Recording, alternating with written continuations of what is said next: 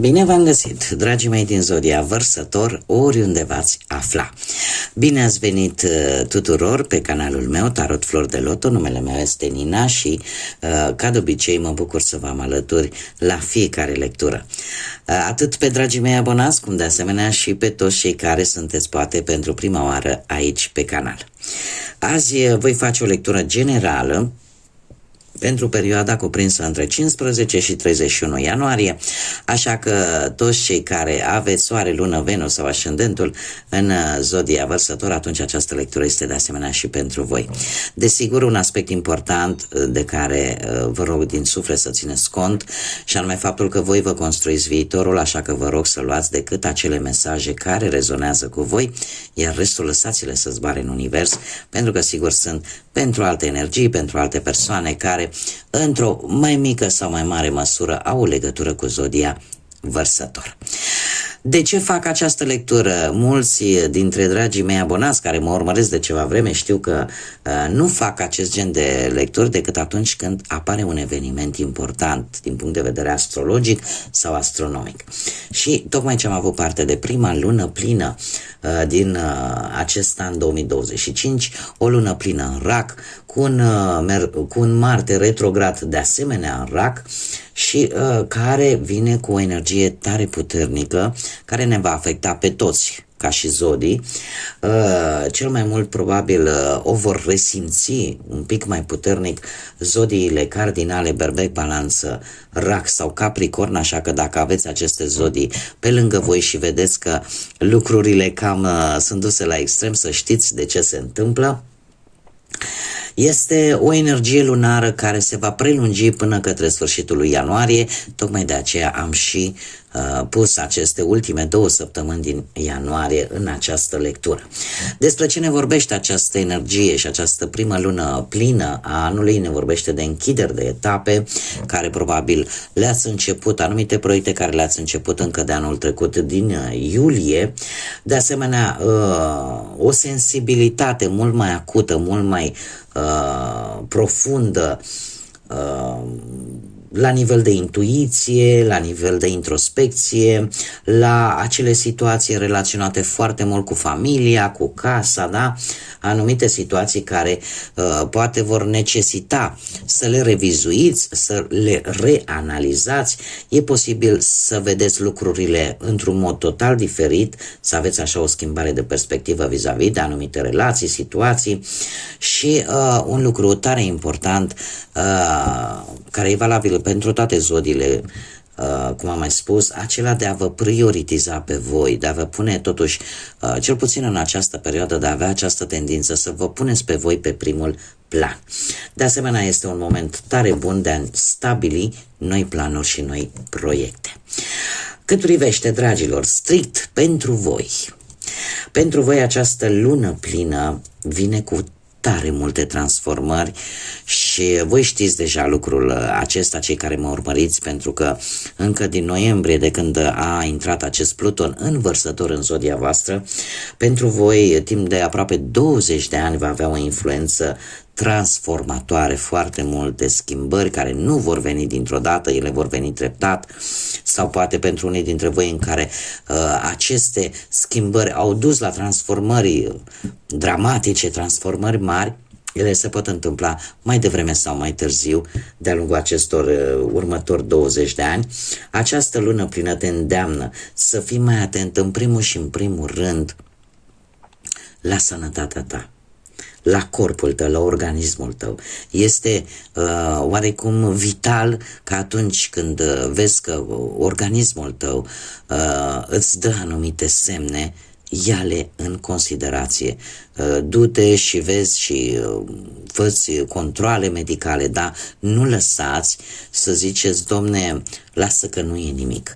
Da? Deci, în mod special, această primă lună din an, pe voi, dragilor din Vărsător, vă îndeamnă să aveți mai multă grijă de sănătatea voastră, de organismul vostru, asta tocmai pentru a te ști în siguranță. Și acum, haideți să vedem care este energia voastră în această perioadă. Care este energia, dragilor din Vărsător? Avem două, le voi lăsa pe amândouă, n-au ieșit până acum două, dar dacă sunt două, le vom lăsa pe amândouă. Și ce să vedeți? Haideți să vă arăt. Nu știu cât se vede, sper să se vadă, avem de două ori cifra 8, care are o conotație nu că puternică, foarte puternică. 8 este numărul puterii, este numărul reușite, dar în același timp ne vorbește despre ordinea cosmică, ne vorbește despre karmă, ne vorbește despre destin, ne vorbește despre puterea de a decide tu ce vrei să faci cu viața ta, cu anumite situații din viața ta. De asemenea, 8 ne vorbește despre o schimbare foarte importantă pentru voi, care în funcție de deciziile pe care voi le luați, ea poate fi foarte benefică și îți poate aduce prosperitate. De asemenea, avem ca și zodii care pot avea o anumită importanță pentru voi sau de unde voi împrumutați, ca să zic așa, anumite caracteristici. Avem zodia Taur și zodia Capricorn, două semne de pământ, două semne care îți spun că energia va fi una stabilă, că vei fi poate mult mai prevăzător, prevăzătoare, vei fi mult mai serios și vei avea, cum să spun, acea răbdare de a aștepta. De a aștepta pentru a câștiga ceva. Vei fi poate mai dedicat în ceea ce tu îți dorești și în felul ăsta îți vei asigura reușita. Se pare că calea nu va fi una ușoară, dar nici parcă nu vrei să o iei pe calea ușoară, pentru că cumva îți dai seama că pentru a obține lucruri trebuie să depui un anumit efort. Faptul că avem de asemenea și Taurul aici implicat ne vorbește de o realitate terenală, vei fi, chiar dacă tu ești o zodie de aer, cel puțin în această ultimă perioadă din ianuarie, îți vei da seama de multe lucruri reale care există lângă tine și poate eu aș spune că vei fi inclinat așa să achiziționezi posibil numai lucruri de calitate, dar parcă nu mai vrei cum să spun eu, falsuri și vei pune foarte mult accent pe calitatea lucrurilor, nu pe cantitatea lor. Cum de asemenea e posibil ca unii dintre voi să simtă că nu se pot desprinde de anumite lucruri sau anumite situații atât de ușor pe cât credeau. Avem de asemenea stupul care vine cu o muncă foarte dură pe care o veți duce probabil în aceste ultime 2 săptămâni, dar în același timp ne vorbește despre anduranță, despre exact ce am mai spus, despre acea răbdare pe care o ai în a-ți spune știu că e un efort, știu că este greu, dar nu mă voi lăsa până nu voi obține ceea ce eu îmi doresc. Și de asemenea avem biblioteca care ne vorbește de cunoaștere, ne vorbește de informații și despre a citi, a scrie, da, despre dorința de a studia, a învăța și în felul ăsta a obține înțelepciune poate sau pur și simplu o cunoaștere mai profundă a situațiilor. Acum, haideți să începem cu partea profesională și să vedem ce vine pentru dragii mei din Vărsător în următoarea perioadă. Dragilor, avem un cavaler de bâte care îmi spune că pe partea asta a muncii vin schimbări majore. Vin schimbări majore, poate în urma schimbării de locuință sau poate că ești un pic forțat așa de situație, dar eu aș zice că este ceva pozitiv. Chiar dacă unii dintre voi poate ați găsit un job cu o activitate total diferită față de ce voi făceați înainte,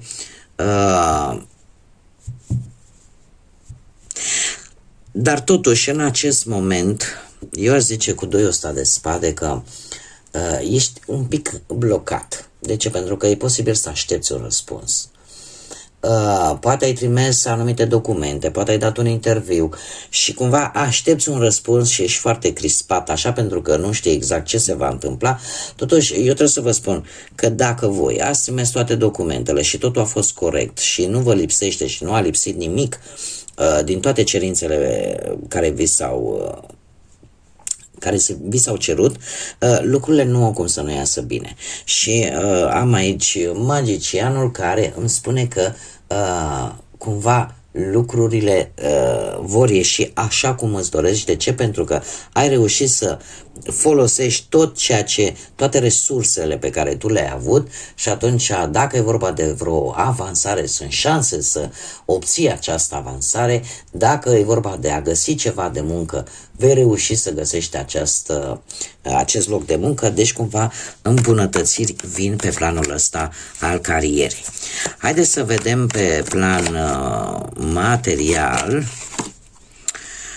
Pe plan material aș spune că ați avut o perioadă în care e posibil chiar să fi câștigat la anumite jocuri, da? Hazardul așa să fi avut ceva de spus sau poate ați câștigat o sumă de bani într-un mod total neașteptat, indiferent cum. Dacă modalitatea este destul de mare, da? În acest moment avem un 10 de monede, un 10 de monede care pe partea banilor îmi spune că veniturile tale vor crește sau au crescut, cumva norocul este de partea ta și chiar dacă bănuți îți intră în casă, ele vor fi în funcție de necesitățile pe care tu le ai. E posibil într-adevăr să fi rezolvat o situație legată de o moștenire sau de niște bani din trecutul tău. Acum, finalul lui ianuarie vine cu acest 8 de cupe, după cum bine vedem, se repetă încă o dată cifra 8, acest 8 de cupe care pe partea banilor îmi spune că vrei să-ți asumi un risc financiar, dar doar pe banii tăi, nu pe banii altora. Da? De ce? Pentru că e posibil cineva să te fi decepționat. Sau poate că ai încercat un anumit plan, un anumit proiect în care tu nu ai obținut ceea ce tu îți doreai din punctul ăsta de vedere material și atunci te vei decide și vei spune, știi ce, voi risca și voi face această acțiune, dar doar pe banii mei. Nu voi mai implica pe nimeni și în felul ăsta, chiar dacă poate îți asumi riscul, nu? Să și câștigi, dar să și pierzi. Și cumva ai luat decizia asta tocmai pentru că este oriceva te-a decepționat sau tu nu ai primit mai nimic sau prea puțin. Așa că încerci cumva să abandonezi o situație posibil și asta să fie, să abandonezi o situație financiară care pentru tine deja nu mai îți folosește, nu-ți mai este benefică. Haideți să vedem. Pe parte relațională, da, sentimentală pentru cei mai ales care sunteți într-o pereche. Dragilor, lucrurile se pare că au mers destul de bine într-un trecut apropiat. Nu știu dacă zodiile de pământ, Taur, Fecioară, Capricorn vă spun ceva, sau zodia Leu. Cert este că ați avut în trecut o perioadă destul de bună, o perioadă în care mulți dintre voi poate chiar s-au căsătorit sau a existat iubire, a existat pasiune și parcă dificultățile așa dispăruseră. Totuși, perechea voastră e posibil să fie un personaj cu caracter foarte puternic. Iar în recent sau în prezent, acest rege de monede îmi spune că cumva există totuși o problemă care trebuie rezolvată, relaționată cu relația, cu perechea voastră. Acum este foarte, foarte interesant. De ce? Pentru că aceasta este, regele de monede în general, este o carte pozitivă, o carte care îmi vorbește despre a avea capacitatea de a rezolva o anumită probleme de relație, chiar dacă aceste probleme e posibil să fie legate de bani. Da? Aceste probleme să aibă așa să existe un conflict relaționat cu bănuții. Ce mă intrigă este acest 10 de spade. Acest 10 de spade care, pe planul ăsta sentimental, pentru voi, dragilor, care sunteți deja într-o relație, îmi vorbește despre anumite secrete. Anumite secrete, anumite lucruri care, momente dureroase, care pe voi v-au cam decepționat. Da? Și care v-a cam schimbat. Haideți să vedem, că nu pot să vă las chiar așa. Clarificăm 10 de spade, te rog.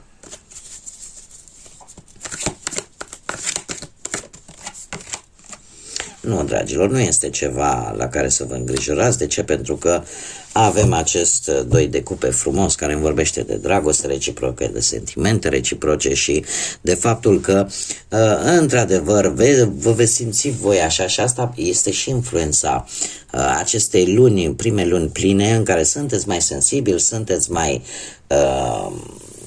ca toți de altfel. Într-adevăr, poate că aveți senzația că vi se ascunde ceva, că sunteți trădați, că sunteți infidel, dar nu. Tocmai de aceea v-am spus că acest rege de monede în general este o carte pozitivă și nu se dezice nici de data aceasta. Se pare că decât sunt gândurile voastre, dar de fapt iubire există onestitate și veți rezolva această problemă fără prea mari eforturi, ca să zic așa. Da, deci toate aceste probleme vor trece pentru că există iubire și există acel interes reciproc de a fi împreună. Haideți să vedem pentru cei care sunteți singuri, în urma poate a văduviei, din păcate, sau a divorțului, sau a separării, sau pur și simplu a faptului că nu ați reușit voi până acum să vă găsiți pe cineva. Ce să vă spun, dragilor? Avem un 6 de bâte, un 6 de bâte care îmi spune că există posibilitatea ca pentru unii dintre voi să fie apărut așa în viața voastră un personaj de care voi la un moment dat ați fost interesat și e posibil ca acest personaj ori să-l fi iubit în secret sau să fi visat la o relație cu acest personaj, cu această energie, sau eu aș spune că, mai ales că avem și Marele Preot aici. Nu știu dacă Zodia Taur vă spune ceva pentru unii dintre voi, dar avem Marele Preot. Nu știu, ori că cereți sfatul cuiva înțelept în care voi aveți încredere și cereți sfatul vis-a-vis de această situație care e posibil să fie apărut într-un trecut foarte apropiat. Totuși am un 5 de spade. Am un 5 de spade care îmi spune că parcă nu este tocmai un moment tare bun de a încerca poate să abordezi respectiva persoană. Și să vă spun și de ce. Pentru că voi cred că ați idealizat această persoană. Ați idealizat-o într-atât încât poate că ea nu este chiar așa cum o vedeați voi sau cum credeați voi. Iar faptul că voi aveți o discuție cu cineva aici foarte înțelept, care îți dă un sfat tare bun, vă va face pe voi să vă dați seama că totuși nu e chiar un moment bun, da? De a continua, să zicem, sau de a începe ceva nou cu respectiva persoană. Și asta pentru că e posibil să fie un personaj destul de arogant, destul de orgolios, sau un personaj care s-a focusat mai mult pe sine și mai puțin pe ceilalți. Și lucrul ăsta să vă pună un pic în dilemă. Haideți să vedem care este mesajul pentru voi, dragilor, din Vărsător, pentru această ultimă perioadă din ianuarie. Și avem misterul apei adânci sau mării adânci, misterul mării adânci, care îmi spune în felul următor: scufundă-te în locuri necunoscute și descoperă comori ascunse. Faptul că, în primul și în primul rând, că ne vorbește de acest element al apei, îmi spune că, așa cum v-am spus încă de la început, intuiția va fi la cote maxime, indiferent de zodie. De ce? Pentru că, avându-l atât Luna cât și pe Marte, chiar dacă este retrograd în semnul în zodia Rac, care este renumită pentru intuiția sa, acest lucru se va manifesta la toate zodiile, da?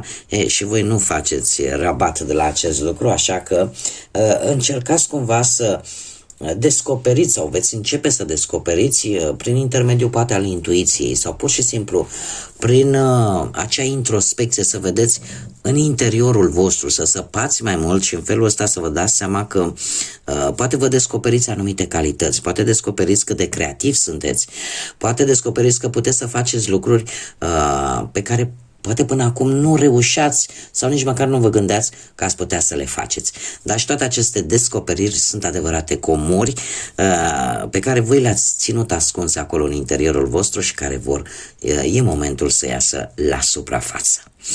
Bun, dragilor, aceasta a fost lectura pentru voi. Eu vă mulțumesc din suflet pentru prezență, mulțumesc tuturor pentru like-uri, comentarii, distribuiri.